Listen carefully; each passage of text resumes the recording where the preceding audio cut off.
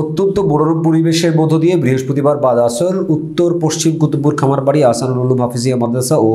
যুব সমাজের উদ্যোগে তাফসিরুল কোরআন মাহফিল অনুষ্ঠিত হয়েছে। মাহফিলে প্রধান মেহমান হিসেবে ওয়াজ করেন ঢাকা শান্তিনগর জামে মসজিদের খতিব আল্লামা ফরিদুদ্দিন আল মুবারক। বিশেষ মেহমান হিসেবে ওয়াজ করেন হযরত মাওলানা আব্দুর রহমান জামি, হযরত মাওলানা আব্দুল কবির, মুফতি মোহাম্মদ জুবায়ের সিদ্দিকী, হযরত মাওলানা আব্দুল হান্নান রায়হান। আহসানুল উলুম হাফিজিয়া মাদ্রাসার সভাপতি জাহাঙ্গীর আলমের সভাপতিত্বে আমন্ত্রিত অতিথি হিসেবে উপস্থিত ছিলেন লাইফ কেয়ার হাসপাতালের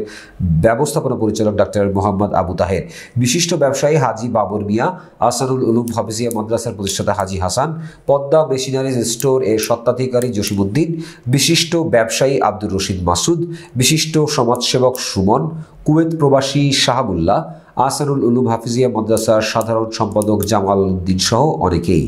মনে বড় আশা ছিল যাব মদিনায়, এই গরিবে সালাম দিও ইসরাত की मंजिल ऐ खुदा दिखला मुझे खाना-ए काबा का मंजिल देखने को दे मुझे। نستعينه ونستغفره